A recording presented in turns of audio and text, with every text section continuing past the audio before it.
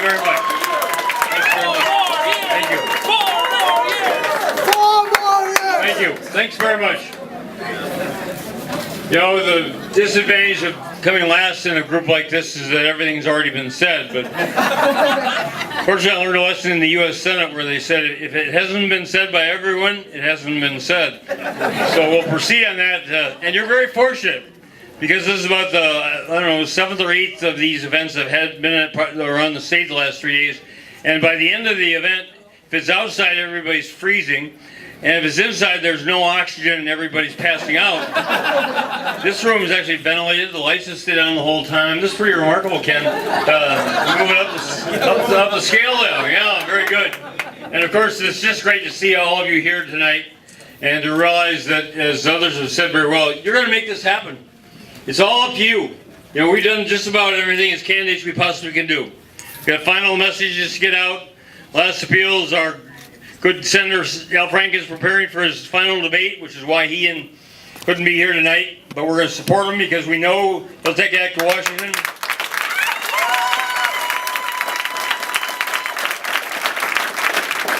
And Joe Persky's going to take it to Washington with him. That's going to be our values and our priorities, and the best interests of the people of the 6th District and all of Minnesota. And that's what's at stake with the Minnesota legislature. You know, we talk about hope and reality. I'll tell you, 2 years of the Republican legislature will take you from hope to reality very quickly. You know, 57 vetoes is about all we can accomplish when we have Republican majorities in the House. I'm very proud to have this on here tonight.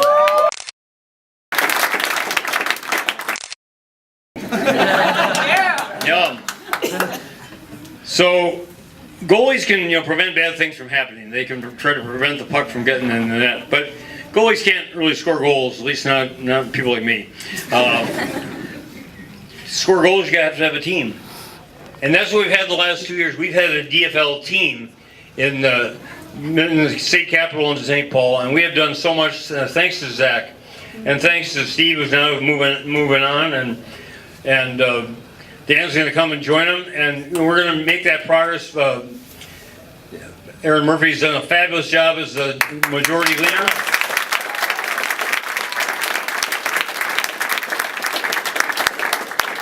I'm a constituent, so she has to be nice to me. Very good.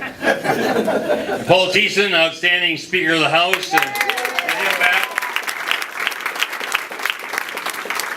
But just look at others have said it, but it bears repeating what Zach has done for the city of St. Cloud and for his district and for all of Minnesota.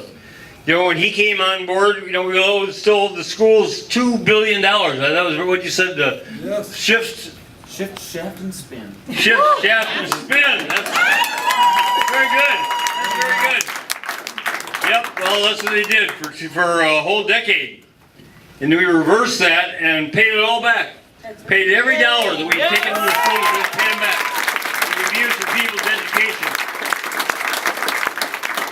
As Zach said, tuition at St. Cloud State, St. Cloud Technical College, and all over Minnesota has gone to record highs because state support for education has fallen to record lows. In fiscal 2012, the last year the Republicans were in control, the state support for higher education was the lowest it had been in real after inflation dollars since 1981. For over 30 years, it had gone down and down. So guess what? Tuitions had to go up and up. Same thing, state support for K-12 education went down and down. So property taxes had to go up. And even then, you couldn't provide all the different electives and other opportunities that people want, people need, and people deserve.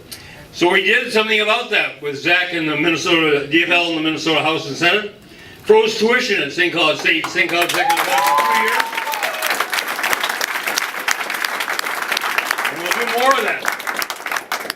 And we put $240 million more into higher education, which is actually just turning the corner. Just not doing repairing all the damage, but doing what we could while still facing a projected deficit, because our priorities are education and education and education and education.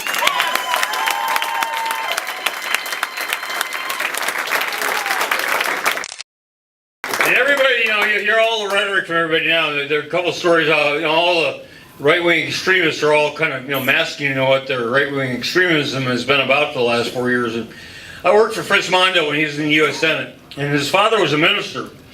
And Fritz said his father used to tell him that the problem with deathbed conversions is they seldom last if the patient recovers. So beware of deathbed conversions out there. Beware of these people now who say they refer things they voted against when they're in the Minnesota House. All the shifts, all the cutbacks in funding for public education, one after another. And now suddenly they turn around and they're all for it all? Yeah. So we have a big job on Tuesday. Elections are not decided by the people, they're decided by the people who vote. Right.